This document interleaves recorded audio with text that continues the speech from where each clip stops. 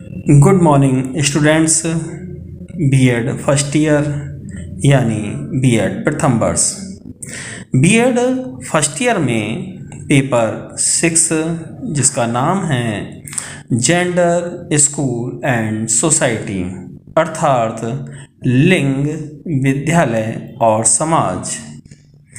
इसमें unit first इकाई 1 के अंतर्गत आज हम जानेंगे generalisation of primary education and adult education अर्थात प्रारंभिक शिक्षा का सर्वसुलभीकरण और प्रौढ़ शिक्षा। बालिकाओं के लिए 90 से 10 पद्धति पर गैर औपचारिक केंद्रों के वर्तमान कार्यक्रम का देश के शैक्षिक रूप से पिछड़े सभी क्षेत्रों में विस्तार किया जाएगा। राष्ट्रीय औपचारिक शिक्षा केंद्र समुदाय आधार पर होने चाहिए। आयोजन, अनुदेशकों का चयन और मॉनिटरिंग की जिम्मेदारी अभिभावकों समेत समुदाय पर होनी चाहिए।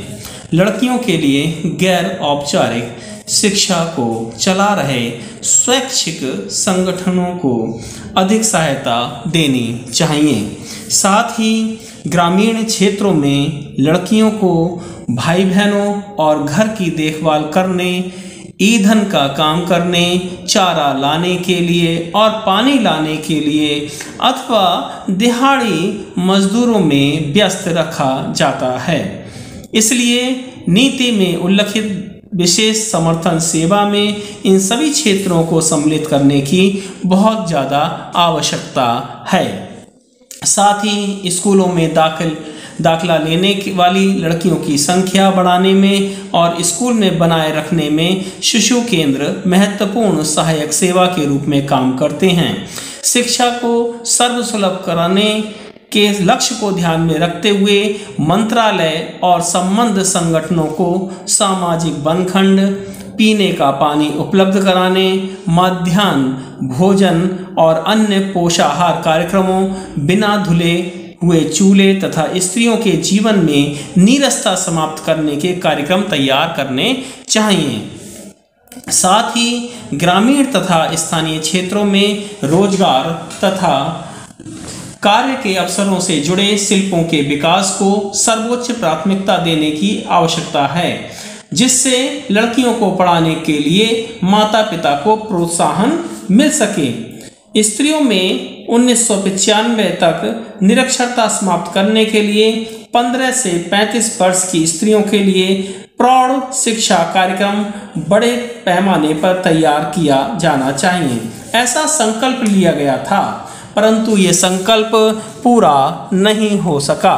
साथ ही साथ स्त्रियों के लिए तैयार किए जाने वाले प्रौढ़ शिक्षा कार्यक्रम उनकी कार्यकुशलता तथा आय पैदा करने वाले कार्यकलापों को बढ़ाने में संबद्ध हो सकें। लड़कियों तथा स्त्रियों के लिए शिल्प विकास का काम शिक्षण की एक सतत प्रक्रिया के रूप में होना चाहिए, जो कि अनौपचारिक शिक्षा तथा प्रौढ़ शिक्षा केंद्रों में से प्रारंभ हो सके। सतत शिक्षा केंद्रों की स्थापना क्रमिक रूप से की जानी चाहिए, जिन्हें व्यावसायिक प्रशिक्षण आयोजित करने, साक्षरता शिल्पों को उपयोग के अवसर प्रदान करने तथा इस प्रकार शिक्षा प्राप्त करने का उपयोग हो जिससे उनके जीवन स्तर में सुधार आ सके। सतत शिक्षा केंद्रों द्वारा विकसित शिल्पों को अनौपचारिक व्यावसायिक प्रशिक्षण तथा पॉलिटेक्निक, सामुदायिक पॉलिटेक्निक, औद्योगिक प्रशिक्षण संस्थानों, श्रमिक विद्यापीठों, केंद्रीय समाज कल्याण बोर्ड और राज्य समाज कल्याण बोर्ड, स्वैच्छिक संगठनों, कृषि विज्ञान केंद्रों और कृषि और गृह विज्ञान कॉलेजों में महिला केंद्रों जैसे अनेक संगठनों तथा संस्थाओं द्वारा विस्तार गतिविधियों के रूप में संचालित अनेक औपचारिक व्यावसायिक प्रशिक्षण और शिल्प विकास के अनेक कार्यक्रमों द्वारा सहायता प्रदान की जानी चाहिए। अगला पॉइंट हमारा आता है स्त्रियों को व्यावसायिक तकनीकी शिक्षा और वर्तमान तथा उभरती प्रौद्योगिकी की जानकारी देना। इसके अंतर्गत हम जानेंगे कि स्कूल शिक्षा के प्रत्येक स्तर पर अथवा कार्य अनुभव पर व्यवसायीकरण के एक भाग के रूप में लड़कियों को विभिन्न प्रकार की व्यावसायिक प्रशिक्षण गतिविधियों से अवगत कराया जाना चाहिए, जिससे व्यावसायिक प्रशिक्षण औपचारिक तथा अनौपचारिक दोनों पाठ्यक्रमों के मध्य होना चाहिए। लड़कियों को पढ़ाए जाने वाले शिल्पों का चुनाव प्राकृतिक संसाधनों, परंपरागत व्यवसायों तथा सरकारी और निजी निवेश द्वारा शुरू की जानी चाहिए। संबंधित क्षेत्र में रोजगार क्षमता को ध्यान में रखते हुए शिल्पों तथा पाठ्यक्रमों का फैलाव किया जाएगा। इस तरह से 104 औद्योगिक प्रशिक्षण संस्थान केवल महिलाओं के लिए काम कर रहे हैं। सामान्य और आपके महिलाओं के लिए उन संस्थाओं में सुधार के लिए ये प्रस्ताव रखे गए हैं। प्रत्येक ITI, IBTI, NBDT पॉलिटेक्निक में व्यावसायिक सलाह पर विशेष ध्यान दिया जाएगा।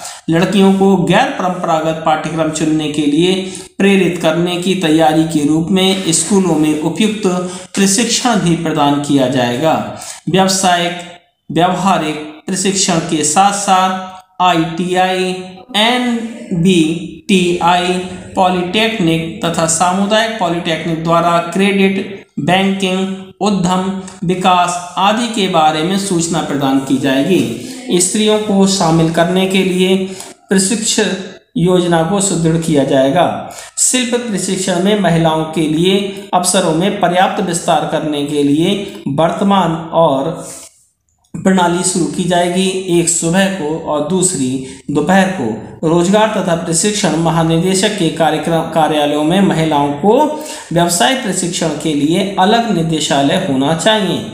तकनीकी शिक्षा में महिलाओं का प्रवेश गुणात्मक तथा संख्यात्मक रूप से बढ़ाया जाएगा। सभी तकनीकी शिक्षा संस्थाओं में सर्टिफिकेट, डिप्लोमा, डिग्री स्तरों पर महिलाओं को दिए जाने वाले शिल्पों विषयों के विकल्प महिलाओं के समानता लाने के तथ्य को ध्यान में रखते हुए प्रदान किया जाएगा। अगला बिंदु आता है हमारा केंद्र और राज्य स्तर पर प्रबंध संरचना।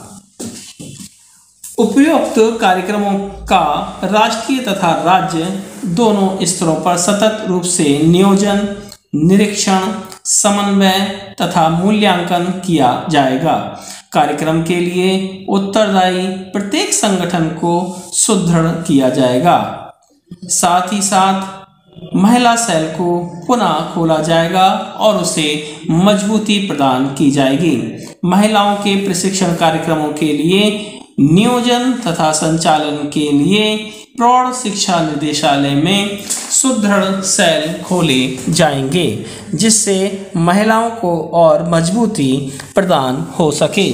साथ ही साथ उच्च शिक्षा के स्तर पर विभिन्न कार्यक्रमों के कार्यान्वयन का निरीक्षण सुनिश्चित करने के लिए विश्वविद्यालय अनुदान आयोग में महिला सेल को सुदृढ़ किया जाएगा। राज्य स्तर पर महिला सेल सभी राज्यों में स्थापित किए जाएंगे। इनमें उपयुक्त सहायक स्टाफ होगा। इस सेल का अध्यक्ष कम से कम संयुक्त निदेशक के स्तर का एक अधिकारी रखा जाएगा। इन सभी लक्ष्यों की प्राप्ति के लिए सभी समय पर प्रयास सरकार द्वारा भी किए गए हैं।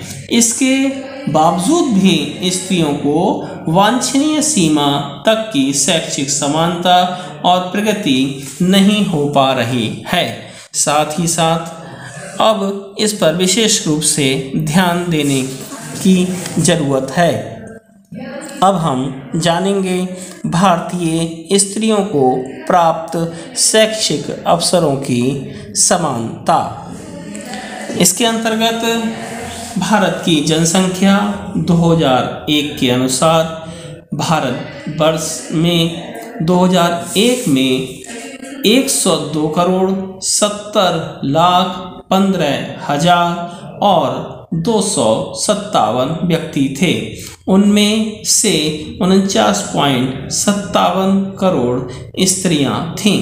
भारत में स्त्रियों में साक्षरता 54.1% है, जबकि पुरुषों में यह 75.9% है। मुस्लिम और घुमंतु समुदाय की स्त्रियों में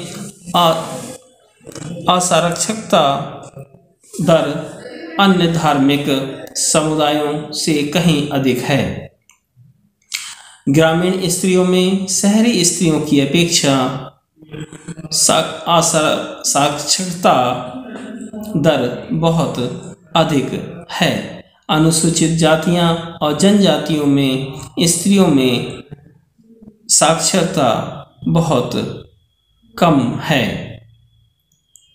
1996 में भारत सरकार द्वारा प्रकाशित national policy of education 1986 programme of action में ये स्वीकार किया गया था कि शिक्षा व्यवस्था स्त्रियों की समानता की दिशा में पर्याप्त योगदान नहीं कर पा रही है। अतः सरकार ने इस दिशा में निम्नांकित कार्य करने की नीति बनाई थी।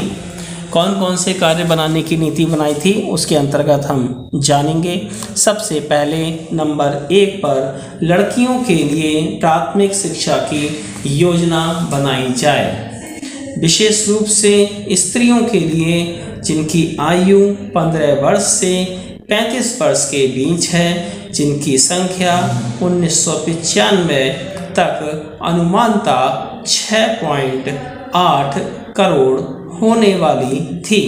प्रौढ़ शिक्षा का कार्यक्रम बनाया जाना चाहिए।